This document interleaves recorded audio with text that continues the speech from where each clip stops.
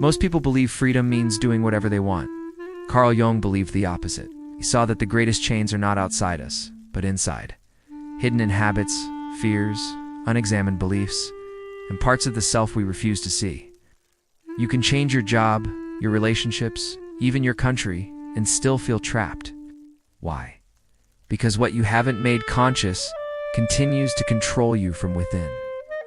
Jung warned that until a person understands the forces shaping their inner life, they will mistake compulsion for choice and conditioning for identity. Freedom begins not with escape, but with awareness. People often imagine that their thoughts are their own, and that their decisions arise from clear intention.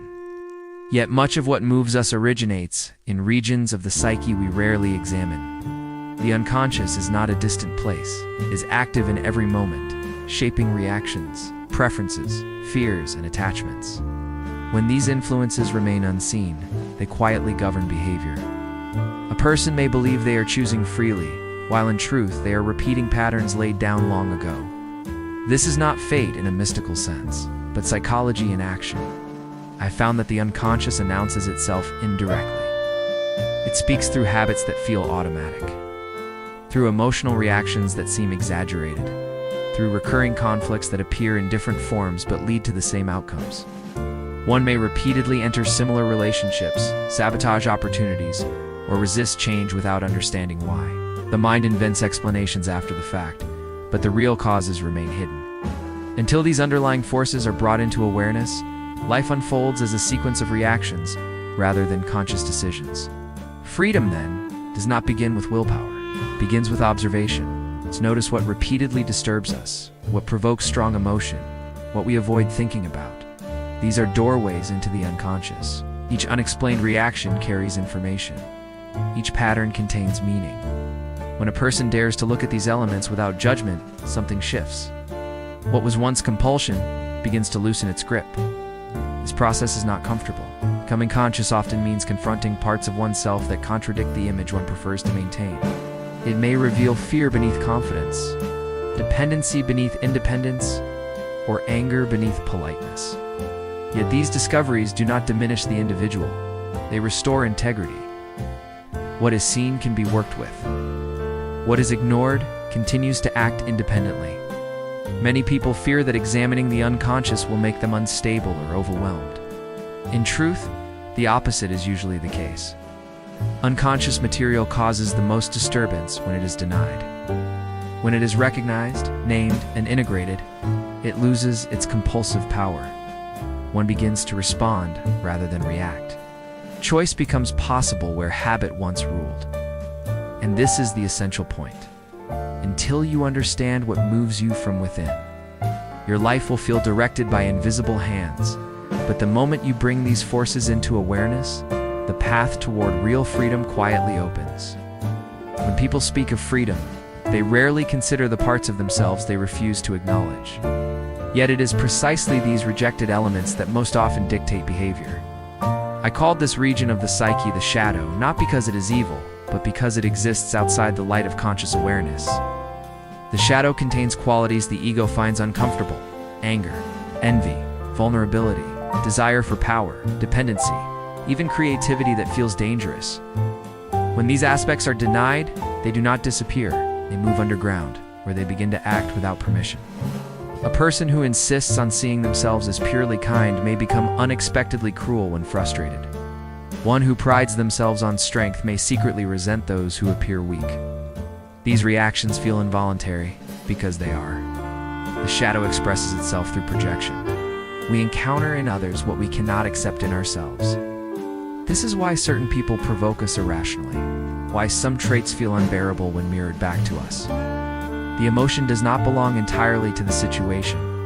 It belongs to the unrecognized part within. True freedom cannot coexist with this inner division. As long as the shadow remains denied, the individual is split against themselves. Energy is spent maintaining an ideal image rather than living authentically. Moral certainty becomes rigid, empathy narrows, and self-understanding remains shallow. The ego believes it is in control, but the shadow decides when and how it will break through. Meeting the shadow is not an act of self-condemnation, it's an act of honesty. To recognize one's capacity for aggression does not mean acting it out. To admit envy does not mean becoming bitter. Awareness transforms these forces. Once brought into consciousness, they can be related to, redirected, and integrated. The personality becomes more flexible, more human, less driven by unconscious reaction. This process requires courage because it dismantles comforting illusions. One must abandon the fantasy of being only what one approves of. Yet what emerges is not chaos, but balance. When the shadow is acknowledged, behavior becomes less extreme. Compassion deepens, both for oneself and for others, because one no longer needs to maintain a false purity. Freedom begins the moment a person stops running from their darker reflections and chooses to understand them. For what you accept within yourself no longer needs to control you from the dark. Most people believe they know who they are, yet what they often know best is the role they have learned to play. From an early age, we discover which traits earn approval and which invite rejection. Slowly, we shape ourselves to meet these expectations. This social mask, which I called the persona, allows us to function in the world. It helps us work, relate, and belong. But trouble begins when the persona is mistaken for the totality of the self. When this happens, inner life thins out and a quiet emptiness emerges. The persona is not false in itself, it is necessary. Every culture requires a certain adaptation from the individual. But when a person identifies completely with their role, the successful professional, the obedient child, the strong one, the agreeable one, they begin to live from the outside inward. Their values are borrowed rather than discovered. They behave as they are seen, rather than as they are felt. Over time, this produces a subtle sense of alienation. One may appear functional, even admired, while feeling inwardly disconnected and unreal. This inner division often expresses itself as restlessness or fatigue. The person cannot explain why achievements bring so little satisfaction, or why praise feels strangely hollow. The psyche knows it is living behind a mask. What is suppressed does not vanish, it waits. Desires that do not fit the role, emotions that disrupt the image, questions that threaten stability, are pushed aside.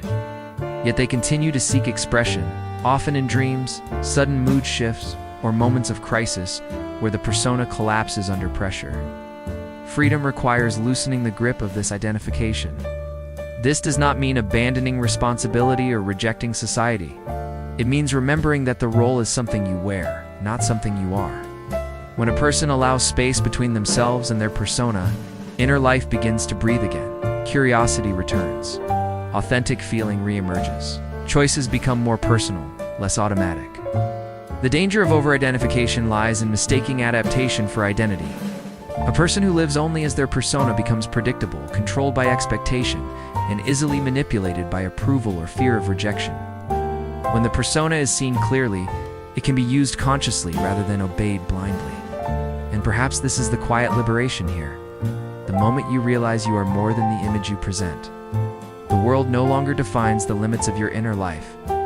Many people speak longingly about freedom, yet recoil when they encounter its true cost. They imagine freedom as relief, comfort, or the absence of pressure. But psychologically, freedom is demanding, requires the individual to take responsibility not only for actions, but for inner life itself. One can no longer blame circumstances, upbringing, or other people for the state of one's soul. This moment marks a profound turning point. The ego must step out of the role of victim and accept authorship of its own becoming. It is far easier to remain captive to habit than to face this burden. Psychological captivity offers excuses. If one believes they are controlled by fate, society, or personality, then nothing further is required. One may complain, resent, or withdraw, yet avoid the weight of choice.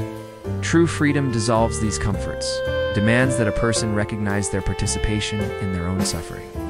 This realization is often painful, but it is also clarifying. Where responsibility appears, possibility appears with it. I have observed that many neuroses are sustained precisely because they protect the individual from responsibility. Symptoms can become a refuge. They explain why one cannot act, choose, or risk. Overthinking, avoidance, and indecision often serve this same purpose. They keep life suspended in theory, where consequences remain distant. But a life lived only in explanation becomes increasingly hollow. Meaning arises through commitment, not reflection alone. To accept responsibility does not mean harsh self-judgment. It means honest recognition of one's agency. One must see where fear disguises itself as principle, where passivity pretends to be patience, where comfort poses as wisdom. This level of honesty is unsettling because it strips away moral alibis, yet it also restores dignity. When a person acknowledges their capacity to choose, they reclaim power that was previously projected outward. Freedom, then, is not a state of ease. It is a stance toward life. It involves standing upright in the face of uncertainty and saying, "This is my task." Even mistakes become meaningful when owned consciously. One learns from them rather than hiding behind them. Perhaps this is the truth most difficult to accept. Freedom does not remove the weight of life. It teaches you how to carry it without lying to yourself. Many people believe that if they avoid certain thoughts, memories, or emotions long enough, they will eventually lose their power. But the psyche does not work in this way. What is refused does not dissolve.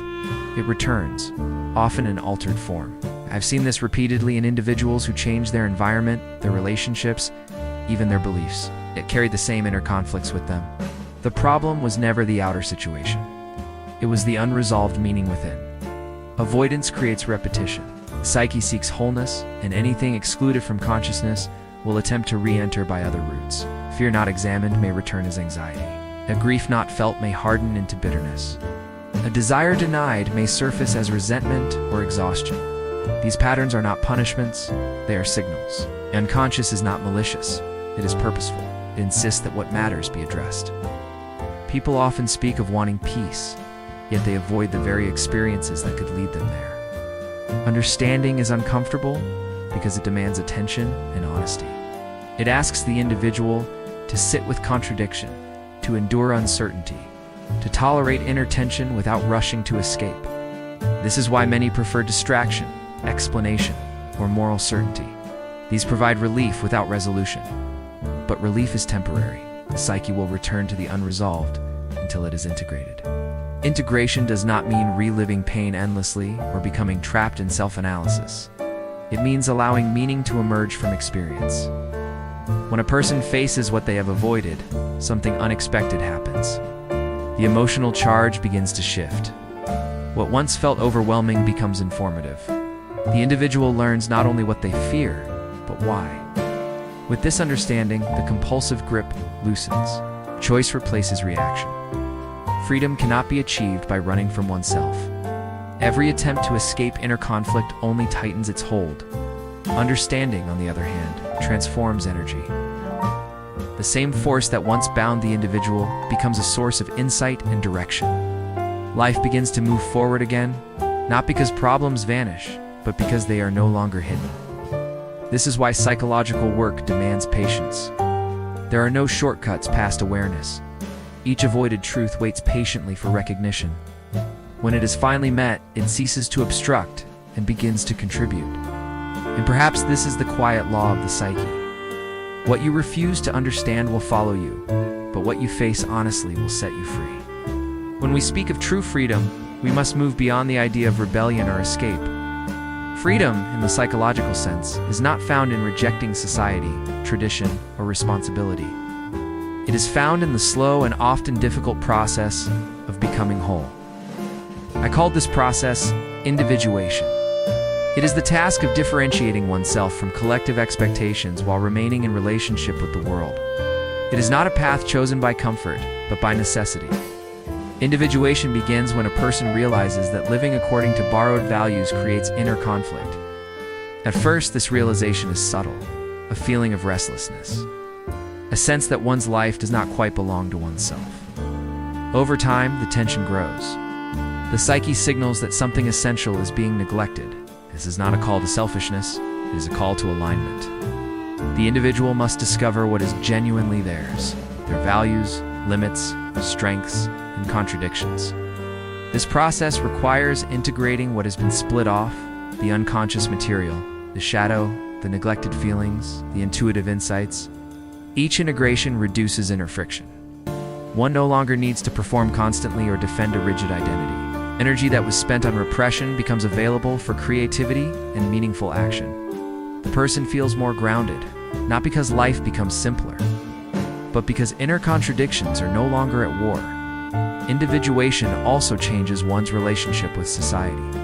Instead of being ruled by approval or fear of rejection, the individual relates more freely. They can participate without dissolving into conformity and stand apart without contempt. This balance is rare, and it is hard won. It requires enduring periods of confusion, loneliness, and doubt. But these are not signs of failure. They are signs that the psyche is reorganizing itself around a deeper center. Importantly, individuation has no final endpoint. It is a living process, unfolding across a lifetime. Each stage of life asks for new integration, new honesty, new courage. Freedom, then, is not a permanent state one achieves and keeps. It is an ongoing relationship with oneself, a commitment to remain conscious as life changes. When a person lives from this inner center, choices feel less forced. Actions carry weight, but not resentment. Even suffering acquires meaning because it is understood as part of a larger psychological movement toward wholeness. And perhaps this is the deepest form of freedom available to us, not the absence of limits, but the courage to become who we are meant to be without fleeing from ourselves.